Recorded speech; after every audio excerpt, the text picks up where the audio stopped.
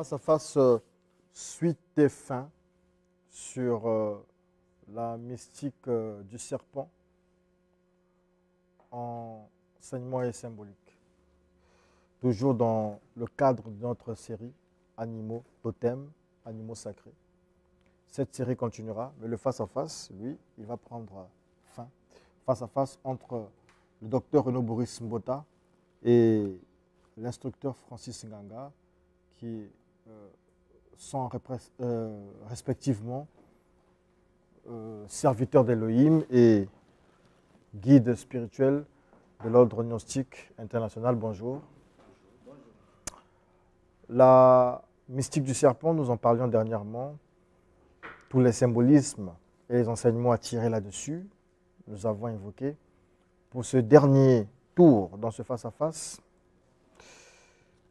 nous allons rebondir sur ce dont nous parlions précédemment, notamment la compréhension, l'appréhension du serpent dans les traditions africaines. On a parlé de la question, on va dire, du point de vue plus ou moins religieux. Mais aujourd'hui, lorsqu'on regarde dans nos traditions, docteur Renaud Boris Mbota, c'est vrai, vous êtes dans le christianisme, entre guillemets. Mais que représente le serpent dans votre culture?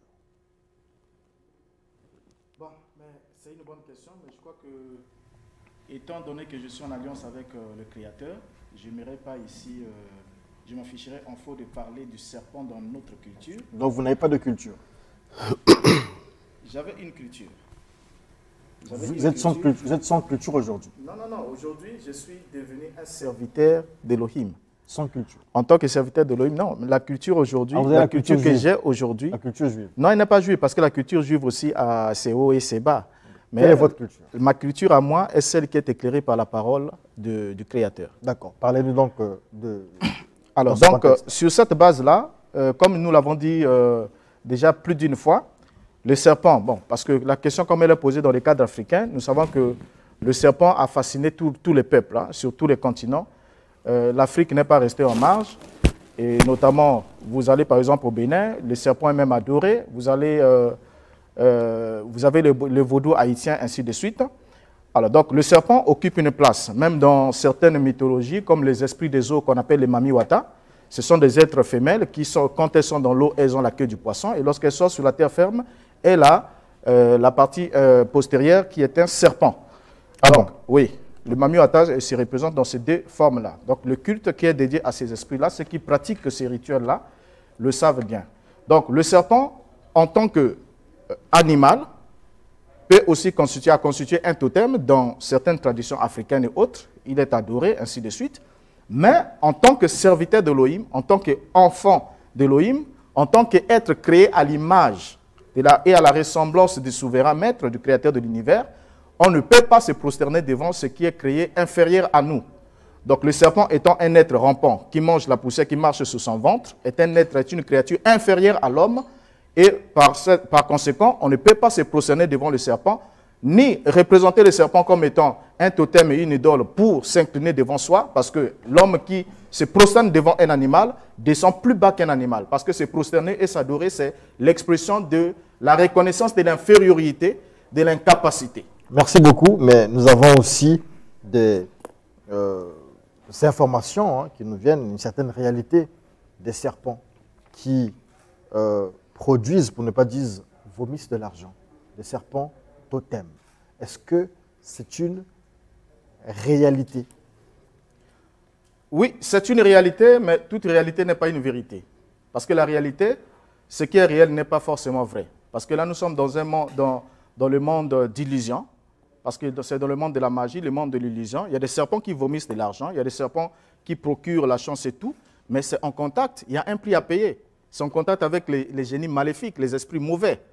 Et en ce moment-là, le prix à payer, c'est quoi? C'est d'abord vous séparer de votre Créateur, parce que vous avez, quel que soit le temps que vous allez jouir ici-bas, dans cette vie va prendre fin, et un moment, vous serez obligé de rendre compte à celui qui vous a créé. D'accord. Instructeur Francis Nganga, le serpent, dans votre tradition, Non. Pas dans ma tradition, mais dans la tradition africaine. D'accord. Pour que les choses soient vues d'une façon beaucoup plus africaine et un peu noire. C'est une bonne chose. Alors, pour les Africains, le serpent, ils ont toujours utilisé le serpent. Ils ont utilisé le serpent dans le sens du totem, parce que c'est un animal. Comme tous les animaux sont totémiques, et comme je le disais dernièrement, à la base de toutes les religions, même s'il peut y avoir des religions qui nous viennent d'ailleurs, mais qui ne coïncident pas avec la réalité, parce qu'en réalité, la vérité en elle-même, la vérité véritablement véridique n'a rien à voir avec ce que nous lisons dans les livres, mais ce que nous expérimentons par nous-mêmes, ce que nous vivons. Notre vécu réel a des rapports avec la vérité en elle-même. Et la vérité, elle est dite expérimentale. C'est-à-dire, lorsque vous la vivez à ce moment-là, elle devient une vérité même, parfois pour vous et pas pour tout le monde. Donc, le serpent, dans la réalité africaine, est totémique. C'est un animal qui est utilisé comme totem, mais pas seulement dans un but positif. Généralement, on l'a utilisé comme, par exemple, un éclaireur, comme un animal qu'on pouvait envoyer pour aller frapper une personne. Lorsque on voulait punir, par exemple, quelqu'un qui n'avait pas obéi, ailleurs, on parlait de la loi de Némésis. Mais ici, on parlait donc de cette punition, il fallait frapper. Donc, quelqu'un pouvait utiliser, hein, je ne donne pas les formules, mais quelqu'un pouvait utiliser, par exemple, l'hysope, la petite forme d'hysope. On pouvait piler cet hysope-là et lui donner une certaine forme. La personne tournait autour, donc, derrière sa maison, pouvait prononcer certaines incantations pour matérialiser ce serpent qu'il pouvait envoyer dans le monde astral. Mais ce n'est pas seulement une pratique africaine. On retrouve la même pratique chez les Mayas, les Incas, qui utilisaient donc le serpent pour frapper, soit pour donner la possibilité aux gens de s'enrichir. Alors, ou de faire je vous pose la même question qu'au pasteur Mbota. Et nous avons cette réalité des serpents qui produisent de l'argent. Le docteur Mbota lui disait que cette réalité n'est pas forcément vraie. Bah, qu'est-ce qu'il appelle vérité? Si aujourd'hui, tout de suite, vous touchez ce papier. J'ai un papier ici, vous le touchez. C'est une vérité ou ce n'est pas une vérité?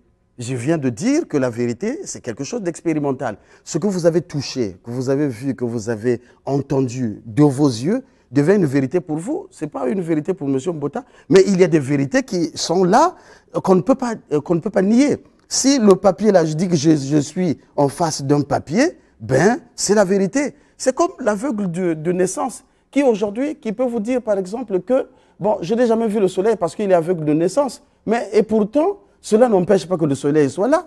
Et c'est une vérité pour tout le monde. Donc, la réalité, c'est que notre cher frère pasteur, M. Renaud Boris Mbota, qui parle déjà de manger la poussière. Moi, je vois, parce qu'il est... C'est des genre de chrétien. Est-ce que c'est scripturaire? Est-ce que c'est ceci? Est-ce que... Il n'est pas le seul. Alors, donc, il a raison de parler de cette façon. Mais est-ce qu'il a fréquenté le temple de la sagesse du serpent? Ailleurs, on utilise les serpents comme des gardes. Comment expliquer ce phénomène des serpents qui produisent de l'argent aux hommes? Ben, bon, je ne peux pas montrer la formule. Non, je peux montrer la formule qu'est-ce que c'est concrètement? Nous sommes à la télévision. Mais les serpents, on peut les utiliser. Ce n'est pas... C'est un animal, le serpent, mais un esprit peut venir, peut apparaître sous cette forme, peut conventionnellement s'entendre avec vous que chaque fois que j'ai besoin, par exemple, de vous donner de l'argent, bien évidemment, je vais apparaître sous la forme de serpent. Et vous pouvez donc apprivoiser ce totem que vous allez utiliser. Chaque fois que vous avez des problèmes en rapport avec l'argent, vous savez que l'argent, l'animal, le serpent, est un animal en pleine évolution. Tous les serpents sont clairvoyants et tous les serpents sont bons. Tous les serpents sont bons. Tous les serpents sont bons. Ils sont très gentils même. Comme moi, je suis gentil depuis ma naissance. Donc tous les serpents sont gentils. Votre thème sur le serpent? Hein? Quoi? Votre thème sur le serpent? Non. Les gnostiques sont obligés de travailler avec la sagesse du serpent et la sagesse de l'aigle ou de la colombe. Hein, comme, dans votre cas? Dans notre cas, je ne voudrais pas parler. N'ayez pas peur, il vous invoquera pas le feu. Mais Renaud Boris Mbota, ce n'est pas aujourd'hui que je le connais, je le connais. Vous avez peur qu'il brûle les ailes de votre aigle? Nous utilisons, non, il ne pourra jamais brûler. nous utilisons le serpent pour certains travaux. Mais lorsqu'il y a une difficulté, quand vous prenez un serpent, par exemple, comme totem, l'unique, alors à ce moment-là, vous êtes très limité. Ça veut dire que le jour où quelqu'un qui connaît la sagesse négative noire du serpent va vous attaquer sous cette forme-là, on vous prend et facilement vous mourrez. Mais nous devons travailler avec tous les animaux parce que nous avons besoin de ces animaux qui, Docteur Mbota, oui, nous devons nous servir le comme totem. serpent, on nous confirme avec beaucoup d'énergie qu'il est bon. Et dans les précédents face-à-face autour de ce sujet, nous avons démontré que Elohim a utilisé le serpent avec Moïse, le serpent d'airain. Dans l'imagerie ou dans le symbolisme de la Bible, le serpent revient toujours, pas toujours dans le mauvais sens. Apparemment, bon, il n'a pas raison de dire que le serpent est bon. Nous l'avons dit ici dans les face-à-face précédents que le serpent est un symbole ambivalent. Donc il représente en même temps ce qui est bon et en même temps ce qui est négatif. Maintenant, rien que dans le venin du serpent, comme il s'est identifié au serpent, vous savez, déjà même dans le langage courant, s'identifier, être identifié au serpent, c'est une métaphore pour traduire que j'ai la langue vénineuse. Donc j'ai une bouche qui produit du venin, comme une vipère, ainsi de suite. Et nous savons bien que même dans le venin du serpent, il y a 80% des protéines qui sont utiles pour le bon fonctionnement du corps humain, mais les 20% peuvent poser des effets létals. Donc, ça peut donner la mort à quelqu'un. Donc, dire que le serpent est bon, c'est complètement faux. Maintenant, le fait que Elohim, complètement faux de dire qu'il est bon. Maintenant, Elohim, en tant que créateur, est souverain d'utiliser n'importe quel animal selon ce qu'il a souhaité. Et pour démontrer sa puissance à Moïse et le convaincre pour aller devant Pharaon, il a demandé à Moïse de jeter son bâton en terre et Elohim l'a transformé en serpent. Il pouvait le transformer en lion, le transformer en un autre animal. Mais il l'a transformé en serpent. Pourquoi? Parce que les serpents étaient l'une des divinités aussi égyptiennes. Donc pour montrer à Moïse que tu vas saisir le serpent, je le transforme en serpent et saisis-le par la queue, il redevient un bâton. Ça veut dire qu'il l'emmène d'une forme à une autre. Pourquoi dans la Bible on nous a démontré que le serpent pouvait sauver aussi? Le serpent n'a pas pu sauver. Le serpent n'a pas pu sauver, mais le serpent a été envoyé en jugement pour frapper le peuple d'Israël qui avait péché dans le désert. Ceux qui le touchaient guérissaient? Non. Lorsqu'ils ont été frappés par les serpents naturels, donc les serpents brûlants, l'ordre a été donné à Moïse de fabriquer un serpent d'airain et de le positionner. On aurait pu fabriquer un agneau d'airain ou, je ne sais pas moi, un porc-épic d'airain. Non, mais le principe, c'est une loi. Il y a une loi qui dit qu'on est guéri la morsure du chien que par le poil du chien. C'est-à-dire que le remède ou la solution à un problème se trouve généralement dans le même problème. Alors, nous avons vu, ce n'est pas la peine de revenir sur cette image, mais nous avons vu des images là. C'est un document que nous avons diffusé dernièrement. Un homme qui a créé son jardin, et dans son jardin, il y avait des serpents, tous les animaux qui vivent en harmonie. Lorsqu'on regarde aussi chez nos amis, les témoins de Jéhovah, lorsqu'ils nous montrent ce qu'est ou ce que devrait être le paradis, les serpents sont là, les lions sont là. Mais vous condamnez la créature de Dieu. Non, on ne condamne pas la créature de Dieu. Vous diabolisez la créature de Dieu. Non, le serpent a sa place comme étant... Parce que tout ce que Dieu a fait, il avait dit tout ce qu'il avait fait était bon.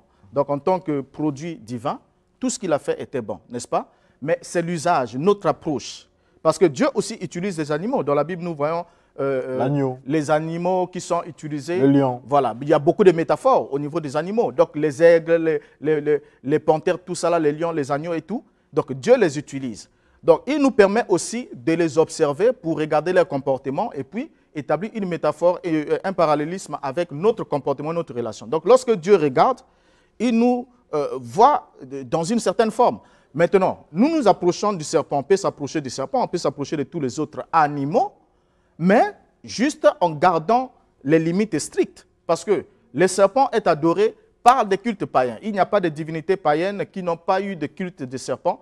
La plupart des divinités païennes étaient associées au culte du serpent. Donc vous avez toujours le serpent qui a été divinisé. Il y a des cultes païens qui utilisent l'agneau, des cultes païens qui utilisent tous les animaux. Oui, ils ont utilisé, par exemple en Égypte, il y avait l'agneau, il y avait le veau, il y avait aussi le serpent qui était là. Mais le serpent fait partie généralement de beaucoup de cultes. Ce qui fait que les gens soient arrivés là, c'est d'abord, ça a commencé d'abord par la peur que fascine le serpent.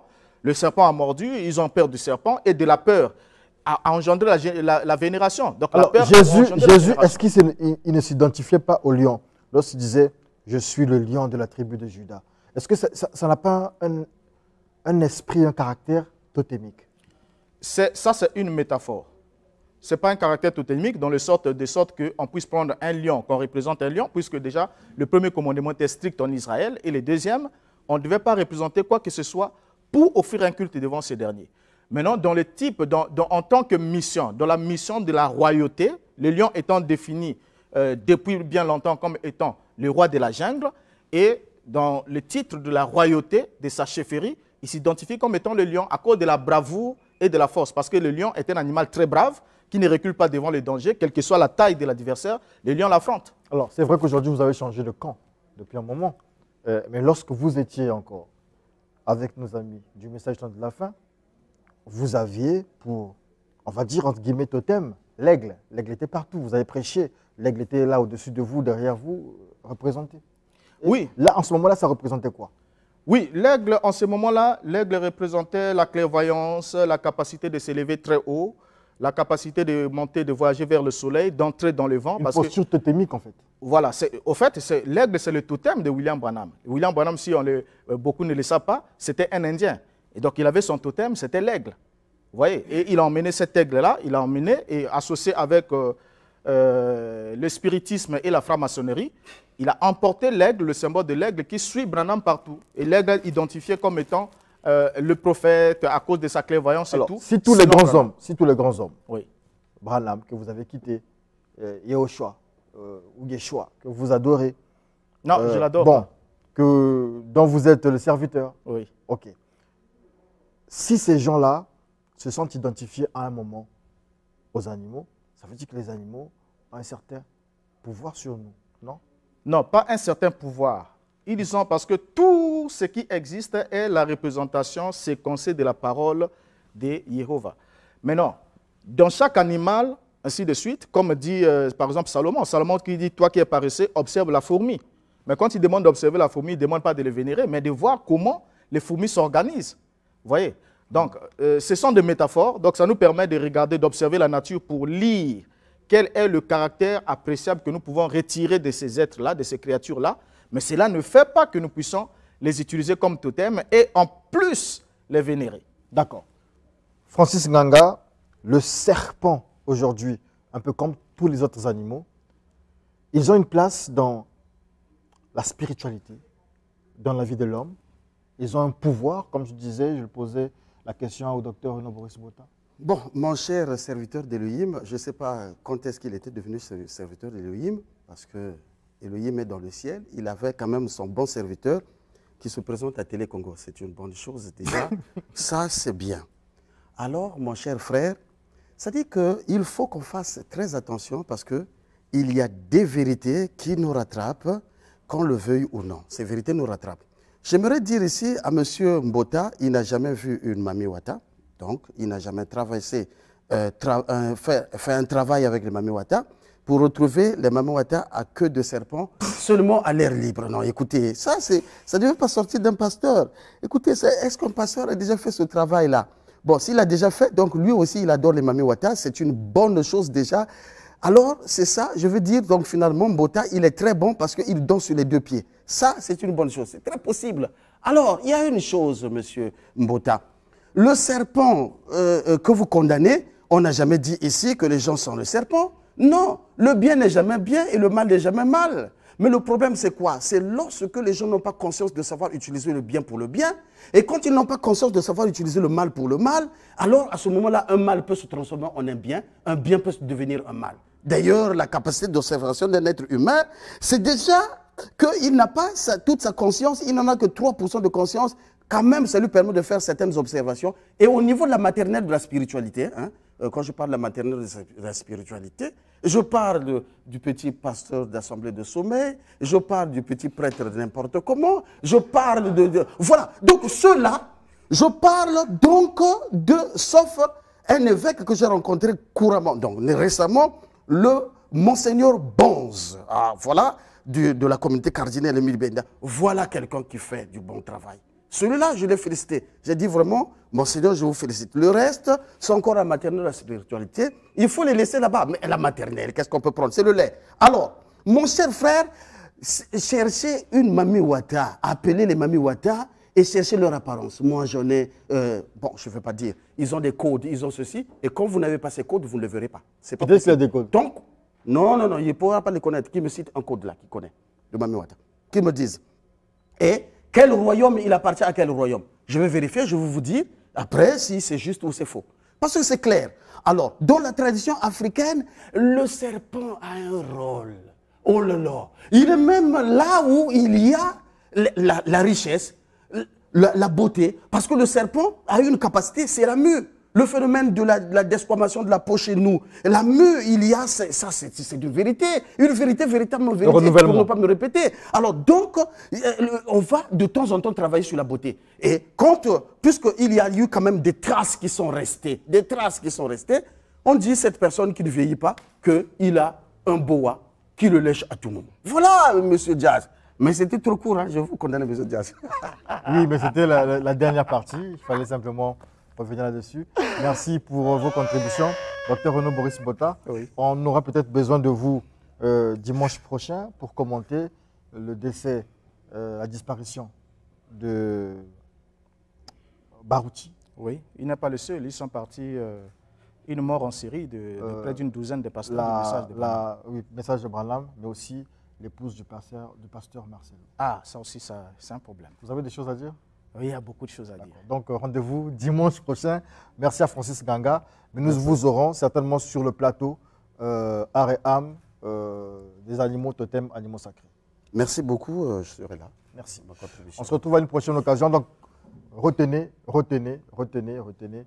que dimanche, que lundi, demain lundi, nous nous retrouvons à l'Art PCE pour le lancement, vous êtes d'ailleurs invité, lancement de la Formac 4e édition sur la pratique du journalisme mobile. Et donc, nous allons former des jeunes, mais pas seulement, à partir du baccalauréat. Et donc, c'est une formation gratuite, un cadeau de Télé Congo, avec le soutien de la Maison Russe, de l'Art PCE, du ministère d'Enseignement technique et professionnel, mais aussi un cadeau du peuple du Studio 210 qui nous soutient. Merci beaucoup.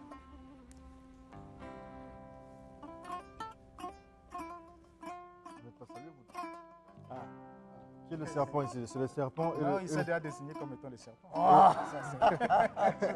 Et vous êtes l'agneau? Je suis l'agneau. Ah, d'accord. Le caractère, le caractère. Le bois peut avaler l'agneau. Oui, il faut qu'il me rencontre, mais j'ai le pouvoir de marcher sur le bois. C'est ça. Merci.